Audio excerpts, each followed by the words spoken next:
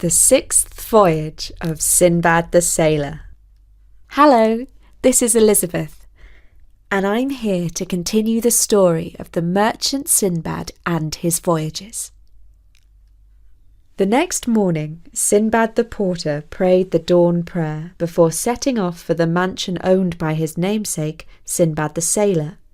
The wealthy Sinbad wished the poor Sinbad a good day, and invited him to sit and listen to the story of his sixth voyage. My soul yearned for travel. I had all the riches that anyone could need, but I still loved the satisfaction of making a good deal and adding to my pile of treasure.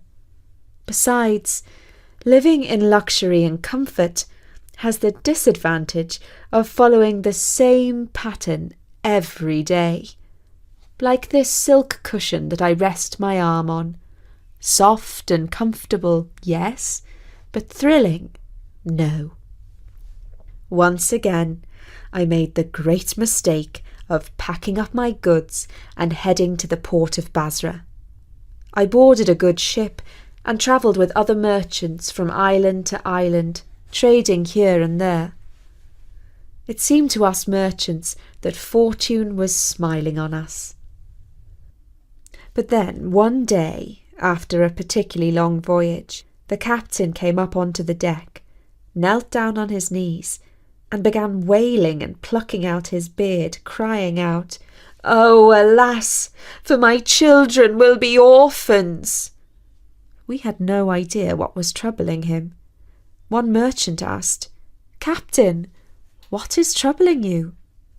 "We have wandered off course and sailed into seas that are unknown to me.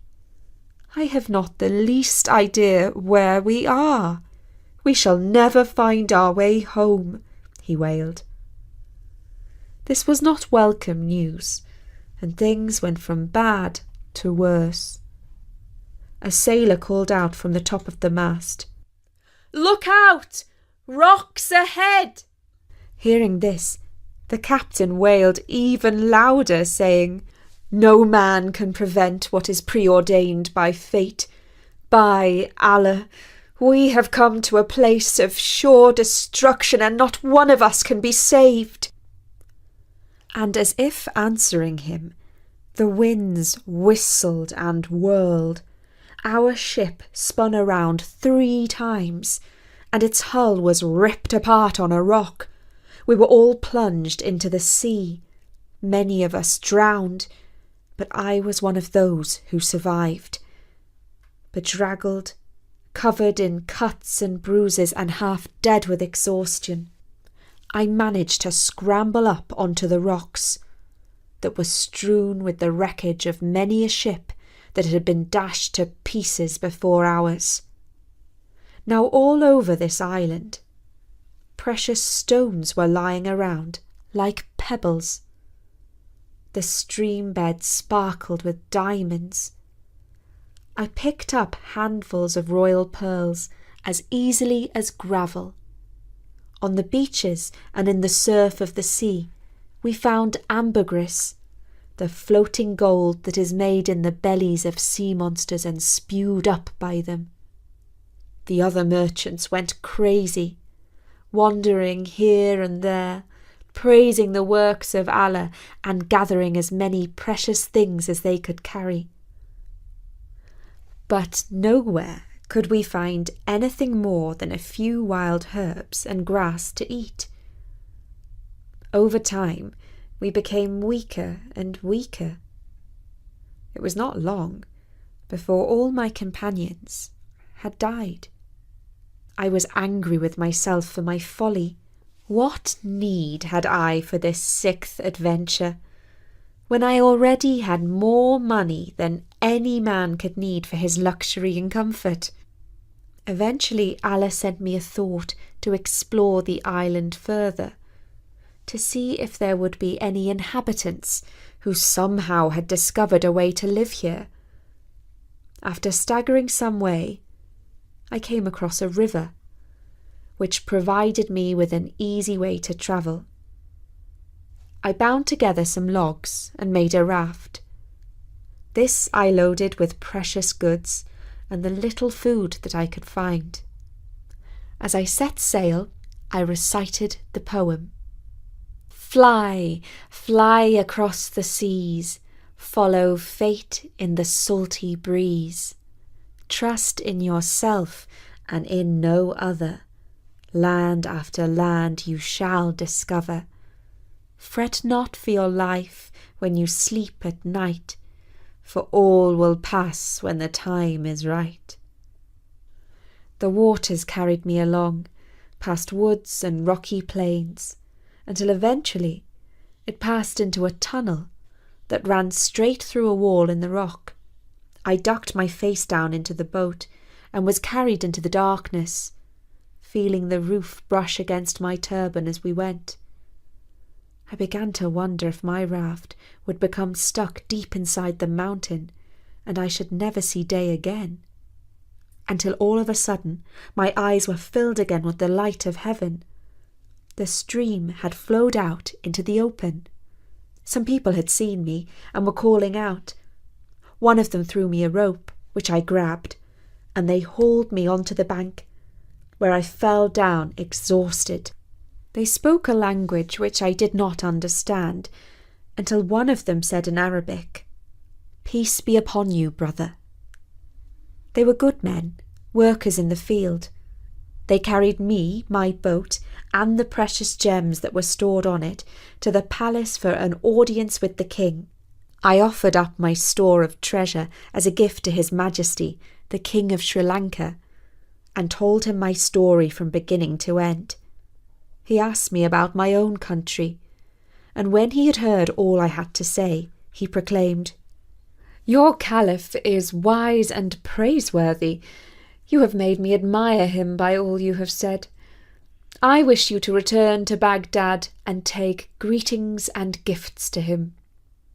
I lived in great honour in the palace of the king, until one day I heard that a company of merchants was fitting out a ship to set sail for Basra. The king paid my passage, loaded a rich cargo on board, and gave me a letter for Caliph Harun al-Rashid. He said to me, "Carry this with your own hand to the commander of the faithful, and give him many greetings from us." "I hear and obey," I replied. The letter was written on fine deerskin, in ink of ultramarine, and read, "Peace be upon you from King Al-Hind, who commands 1,000 elephants each bedecked with 1,000 diamonds. You are a brother to us and a sincere friend. We are sending some trifling gifts in the hope that you shall be pleased to accept." The gifts included a cup of ruby 1 yard high, filled with precious pearls, the skin of a serpent that had swallowed an elephant, and whosoever sat upon it should never grow sick, a ton of sweet-smelling perfumes, and a beautiful dancing girl who shone like the moon. We set sail with a fair wind, and thanks be to Allah, may He be praised and exalted, we arrived safely in Basra, from where I travelled to Baghdad, the city of peace, where I requested an audience with the Caliph. He asked me, "Sinbad, is it true what he writes?" I kissed the ground before his feet and replied, "Majesty, it is true and much more. For state processions, his throne is set upon a huge elephant, and men with golden javelins walk before and after him. He is followed by 1,000 horsemen in gold brocade and silk." The Caliph was pleased with all that I told him, and only permitted me to return to my home after he had bestowed on me many honours, rich gifts, and favours. I distributed presents among my own friends and family, and gave help to the poor. Then I returned once again to my old life of comfort and feasting. When Sinbad had finished telling the story of his 6th voyage, he gave a gold coin to his namesake, Sinbad the porter, and they agreed to meet again the following morning to hear the seventh and final voyage of the merchant's career. And if you would like to send a little gift to Story Nori to help us continue our storytelling, please don't forget that we have a donate page at storynori.com, where you can also find hundreds of free stories. But for now, from me, Elizabeth, bye! Send a little gift to Story Nori to help us continue our storytelling, please don't forget that we have a donate page at storynori.com, where you can also find hundreds of free stories. But for now, from me, Elizabeth, bye!